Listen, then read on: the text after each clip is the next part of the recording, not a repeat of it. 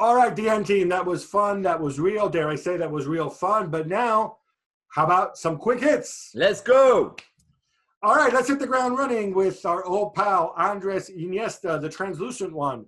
Jules, tell us a bit about this story, which is either heartwarming or slightly creepy. I find it a bit creepy, but as on Wednesday, it was the 11th anniversary of the very famous Chelsea-Barcelona Champions League game, where, do you remember, Andres Iniesta scored that incredible goal right at the end to qualify Barcelona after Chelsea had walked over Barca the whole game, and the referee was somehow very absent on that game. Didier Drogba called him a freaking disgrace, all of that. But turned out that night in Catalonia, people were so happy that they made a lot of babies. And 11 years on, Andres Iniesta thought it was a good idea to give a call to those babies who were conceived on the night of his goal. God knows why he told them, but he made a few phone calls to people who were born. How do you find these people? How does he know that, like, he calls somebody up and it's like, no, actually, you know, my dad is a nerd who plays video games all day, and my mom is an artist, and nobody's any interest in football, and actually I hate football. I know. Or actually, you know what? I find it really creepy. I'm a fascist. What? I find it really creepy, that story. I mean, just Iniesta, who's a lovely guy, but picking the phone and say, hello, Juan? Yeah, so Juan, you were conceived after I scored that goal at Stamford Bridge. Okay, great. Now, Angel Di Maria's wife, whose name is Jorgelina, revealed she didn't particularly like living in Manchester. I have some reservations about this, about sort of the English tabloid mentality, jumping all over this poor woman whose husband played in Manchester for not very long, like 5 years ago. But hey, slow news day. So why is this such a big story? Well, a big story because it's a slow news day, as you said, but also it's quite rare for people not to love, for South American women who used to live for Madrid, not to love playing in Manchester when their husband has to play for this absolute weirdo grump and he plays badly. Really? Yeah, really? No, but at least you don't say in that kind of fashion publicly on a TV show in the States. And it was so much passion because she was really passionate when she did a rant against Manchester. The weather, obviously, as she said, we were living in Madrid, it was sunny every day, and then we went to Manchester and it's all grey and all rainy and everything. And she actually says that when Di Maria, when her husband said, oh, we're going to Manchester, she said, no, we're not, you're going on your own. I'm not going over there. Anyway, she said that all the girls were always like wearing a lot of makeup and had their hair done and their nails done and all of that when she was a bit more scruffy some days. Listen, let's not forget that Angel Di Maria's house was burglared when he was in Manchester, in a quite aggressive and violent way. That whole family, I think, got really scared.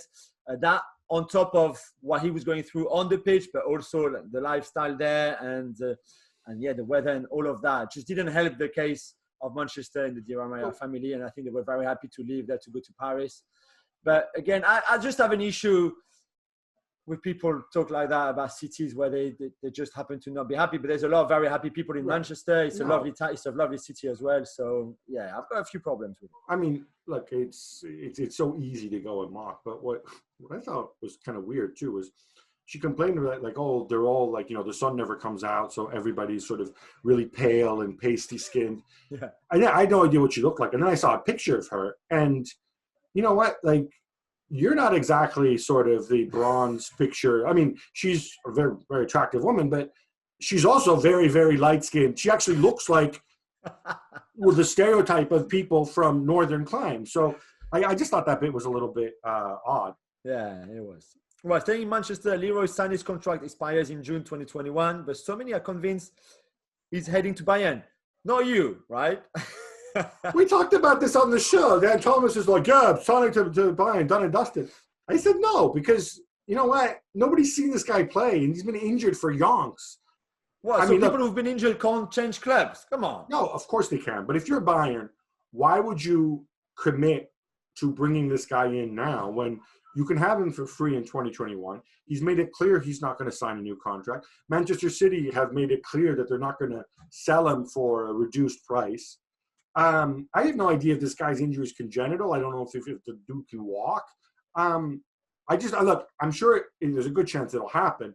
But I think if you're Bayern right now, you have a decent set of wingers, monitor the situation, say, hey, Leroy, just get yourself fit. Don't sign the new contract. And why don't you come over for free in the summer of 2021? That's how I would handle it anyway. Okay. Well, staying in the romantic vein, Gab, there are suggestions that Botafogo in Brazil might tempt Arjen Robben out of retirement. Why are you so into this story? You love it. I do. I love it. Well, first of all, Clarence Seedorf went to Botafogo as well. I love the idea of top European footballers, and we saw it with Seedorf, we saw it with De Rossi, we've seen it with one or two others. They say, you know what? I've had a great career. I've made a ton of money. I want to experience football on the other side. I want to experience football in the place in the other place in the world where it really matters most. And Botafogo, Rio de Janeiro, that's pretty nice. That's Copacabana. That's, like, it's not a bad place to go. It's not. And that's true. I think it's cool as hell. It's just Robin sort of suggested that, he was missing football a little bit. I think it would be a lovely story.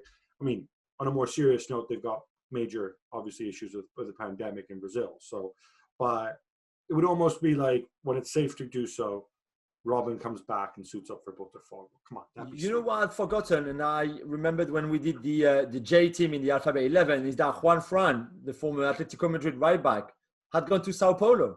So similar, he's 35, towards the end of his career. He's played loads of games there. And it's just, I wanted to experience something different. And I agree with you. I think I've got a lot of respect for people who are ready to do that. Yeah, with a little bit of, Robin and Seedorf probably excite me a little bit more than Juan. Yeah, no, I know. But, with your point. You're right, of course. Jules, now we often note how football culture and manager culture is different in different countries. But were you surprised when Alan Pardew seemed to complain the players in Holland wanted too much instruction, wanted to know, oh, boss, what should we do in these situations? And what kind of run should we make here? I thought, man, even if that's the case, how about you just shut up? I know. I was not surprised because he came from Pardew, and I've got absolutely zero respect for Alan Pardew. But it's the words that he used. He said they're really needy. So when you think needy, you think like, wow, okay, need for what? What do they need? So first I thought, okay, maybe they need, to be really close to the manager and manager to show them their love and kind of stuff. No. Needy, and I quote him here exactly, in terms of wanting to know exactly what the game plan is, what the role is, all that information. Oh, okay, Alan Pardew. So players want to know tactically what they have to do. But because you're such a rubbish manager, you can't even explain to them. And then if you go to Holland, where tactics is very important, and they've got a great school of tactics there and tacticians and great managers in there, and you go there, which is an anomaly in itself, and then they just ask you, okay, what exactly is the plan? And you've got no idea because you've got no plan, you never had any. Then, yeah, of course, you're a bit out-of-place. I'm giving the benefit of the doubt, Alan, if you were misquoted or if you want to explain better, you're welcome on the show. Hit me up. You have my number. And go and you can set Jules straight. But yeah, send me straight, please. Tell me honestly, this is just absurdist, man. Well, and finally, Gab, Fiorentina are saying they're doing everything they can to keep Federico Chiesa, probably the best player they have in their team right now, but his contract expires in 2022, Gab, and a lot of other clubs are looking at him. What do you think will happen? Look, I mean, obviously he was strongly linked to Juventus. I think his dad is a factor in this, looking at long-term economic security. I don't know. Right now, the impression is in the last days, it's looking as if he's not going to sign an extension. And then at that point, obviously that puts Fiorentina in a position where they would have to sell. I think it's a shame, not because I have anything against Juve, but because, like most people, I want to see a balanced league. I want to see Fiorentina grow and get back to where their history says they should be. This is the club of Baggio, of Batistuta. This is a club that, they've won European titles. They've won Serie A in the past. So this is the club of Rui Costa, of course. Sorry if I left them out. Rui Costa above everybody else. But it's certainly leaning in that direction. But what's going to be curious, though, and this is a subject that I'm going to take on in the column soon, is what will Europe look like? What will the transfer market look like? What kind of numbers are we going to be looking at? And So I think it's hard to predict how that one's gonna unwind. Well, thank you very much for watching ESPN on YouTube. For more sports highlights and analysis, be sure to download the ESPN app. And for live streaming, premium content, and let's not forget as well, ESPN FC 7 days a week. Subscribe to ESPN Plus.